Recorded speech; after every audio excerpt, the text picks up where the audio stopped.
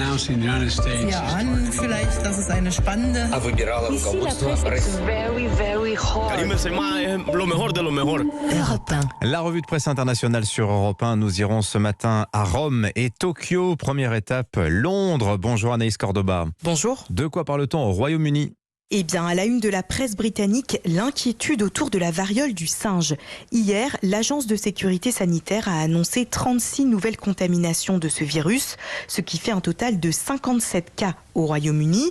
Le Daily Mail cite les autorités sanitaires qui décrivent une épidémie importante et inquiétante, même si les risques pour la population britannique restent a priori limités. La plupart des contaminés au Royaume-Uni sont des hommes homosexuels, mais selon le journal de la capitale The Evening Standard, un enfant atteint du virus serait actuellement hospitalisé dans une unité de soins intensifs à Londres.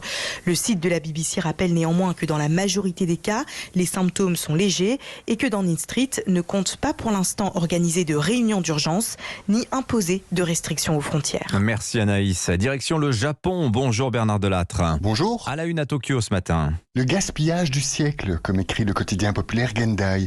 Des centaines de milliers de doses de vaccins Moderna, près d'1 demi-million selon la chaîne de télé TBS, que le Japon est en train de jeter à la poubelle, car elles n'ont pas été utilisées et sont désormais périmées.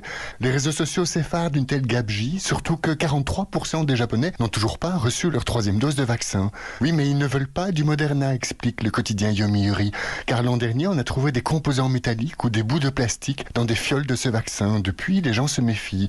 En plus, ajoute le Asahi, le variant Omicron étant moins dangereux, beaucoup ne jugent pas nécessaire de se faire vacciner une 3e fois. Le quotidien conservateur Sankei s'en agace et il impute ce qu'il qualifie de légèreté de l'opinion à un regrettable déficit de pédagogie du ministère de la Santé. Merci Bernard Delattre. Enfin, en Italie, bonjour Antonino Gallofaro. Bonjour. De quoi parle-t-on à Rome ce matin ? Eh bien, du magistrat Giovanni Falcone, le juge antimafia. L'un de nous titrons une La Stampa, avec un portrait qui occupe toute sa première page. Le journal rend hommage à l'homme assassiné par la mafia sicilienne il y a tout juste 30 ans. L'Italie perd alors un héros italien, selon la Repubblica, qui raconte les dernières heures du magistrat dans un long article.